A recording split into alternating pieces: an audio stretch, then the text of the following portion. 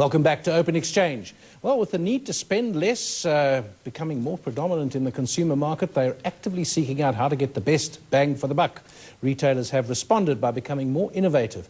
Many have added loyalty programs to their brands. Joining us now for a look at the challenges and benefits of these reward schemes are Sugendri Reddy, Head of Personal Markets at Standard Bank, and Gareth Pearson, CEO of BMI Research. Welcome, thanks for joining us. Sugendri, whenever I go to these retailers, I've become more aware of it in the last year or two. They say, have you got a loyalty card? Have you got a card, Clicks card, Pick and Pay card, whatever it is. And it almost will make your life easier if you say, no, I haven't, because they want you to take one. Does it make a difference to shoppers? Does it make a difference to the retailers? Yes, definitely. Customers now see this as a hygiene factor. So if you don't have a loyalty program, they think twice whether they should shop with you or they should bank with you. So it's absolutely important. From a bank point of view or from a retailer, we also see an advantage from a retention point of view and acquisition of new clients. Gareth, in terms of how do you perceive this from a BMI perspective? David, I think just to add to what Sugendri said, shoppers are under enormous pressure and are seeking value, and I think that's the key driver to this, is that it's just a response from retailers, from manufacturers, everyone in the space to provide the value that the shopper is now actively seeking. Sugendri, what are the sort of numbers here that we're talking about? So they've got the card, that's a cost for them. They have to provide the cost, they have to mail it to you or you collect it and so on. There are loyalty programs, there are crossover loyalty programs, so that if you have a program with one shop, you can go to another shop, different chain, and it counts. So, but how does all this translate into money? Okay, so it costs the retailers or banks a huge amount of money to roll out this program. So most loyalty programs will charge you a membership fee.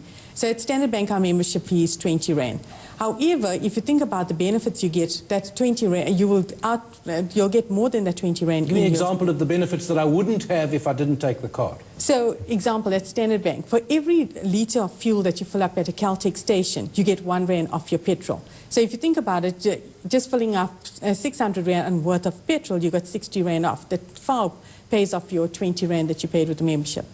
You normally get a membership fee charge because it's as you described, it's crossover with multiple supplies. So we have to pay for those supplies as well.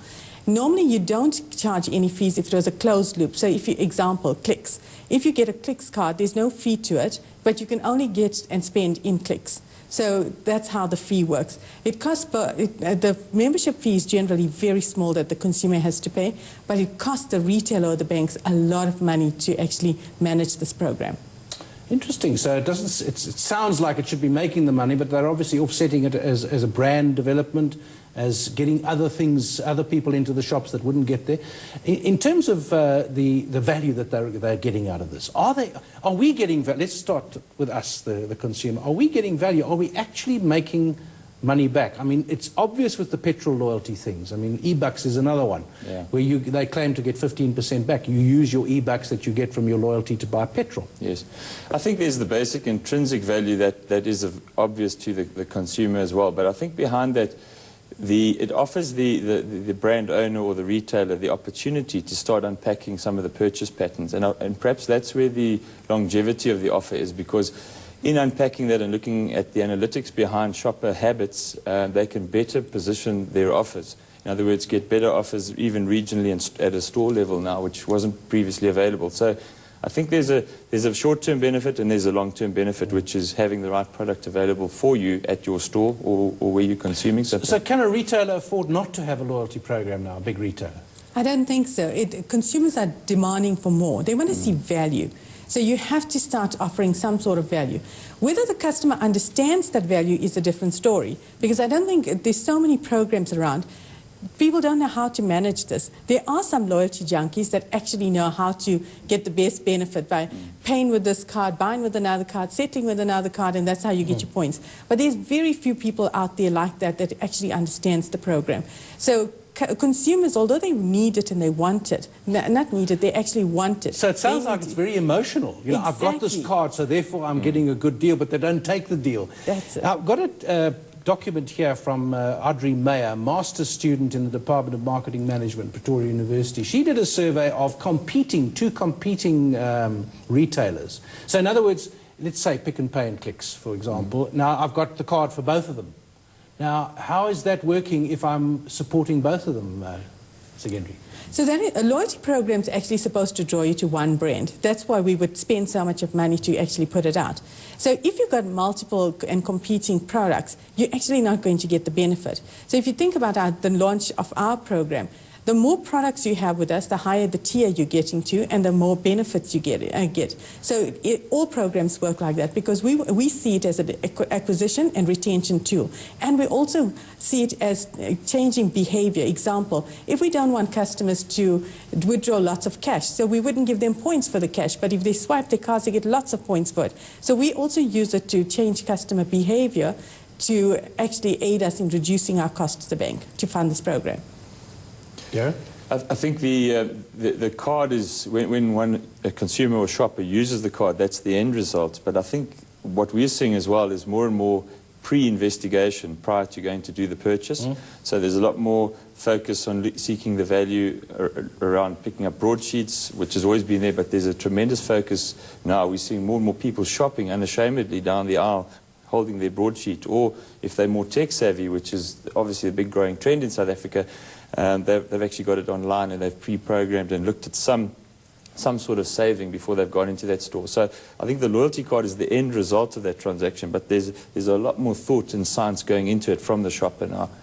Well, let me be a cynical consumer here. If they're all doing it and it all costs them money, I'm paying for this in the end because that's a cost I would think that has to be passed on. Just like the beer company, when there's a customs and excise increase, they pass it straight on to the customer. They don't pay that tax increase. So are your fees higher as a result, Secondary?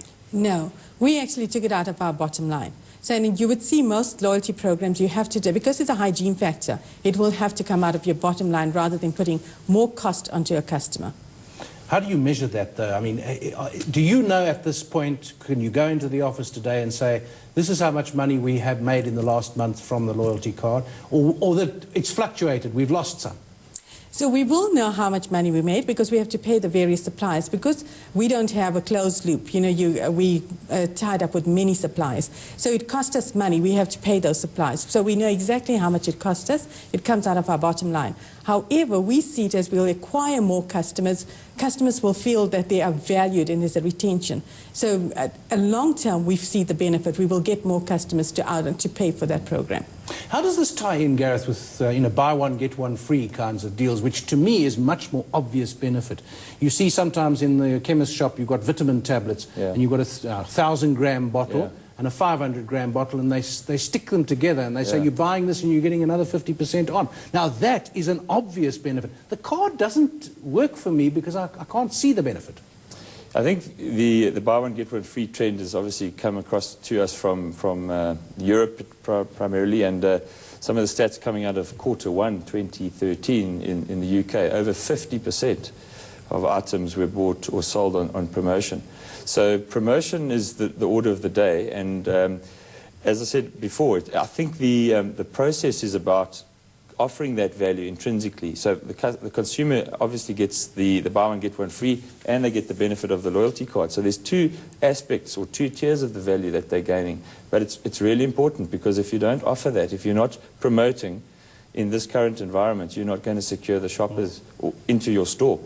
And that's, I think, the key factor. So, Gendry, the tablets, the gadgets, the internet access that you have when you're walking through a shop now on your phone or whatever it is that you've bought, that's the next step, isn't it? How do you take these cards, which are going to look quite archaic? Aren't these little cards that we have going to look like faxes? You know, out of date before long, eh? It's all going to be done online. That's it. So you're going to get virtual vouchers, which you will get a code on your cell phone, and you can just redeem it, and once we have near-field contactless technology, you're just going to scan your barcode off your phone, and that's how it will work. That's definitely on the cards. It has been thought of in South Africa as well. It's just how quickly you get it to the market, and it's in the law. It's basically in the development phase in South Africa. Gareth, do you sense that people are online shopping is big in the United States? Yes. In fact, a lot of people only shop online now. They don't go to the shops.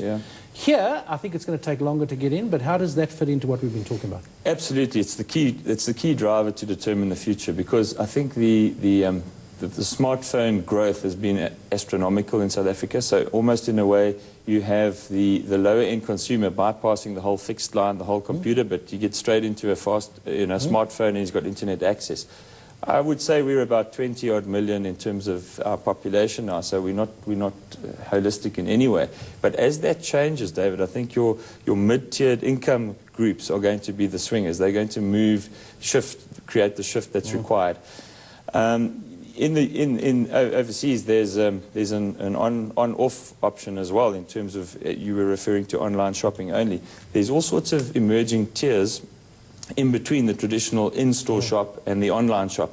So on-off shopping is where you go in store and you've got all the benefits that you would have had if you were online. In other words, a big screen, and you can go through and check the brochure, etc. We also have seen click and collect, which is a concept in the UK now, where you buy your groceries online, but you don't have them delivered. You, in fact, go past the store on your way home. There's a lane, it's almost like a drive-through, and your groceries get delivered. So I think there's going to be a lot more of that type of innovation. And where is South Africa in that? Well, I think we're not there yet, but we are going to close the gap quite fast. But again, all of this is about building the brand so that when you do that, it's a particular retailer you go to, or a particular bank or service provider. Absolutely. Well, fascinating discussion. We'll have to end it there. That's it from me on Open Exchange this morning. And thank you to Sugendri Reddy, who's Head of Personal Markets at Standard Bank, and Gareth Pearson, CEO of BMI Research. After the break that's coming up now, Eska Ubadaga will take you through what's moving the markets in West Africa. So have a good morning.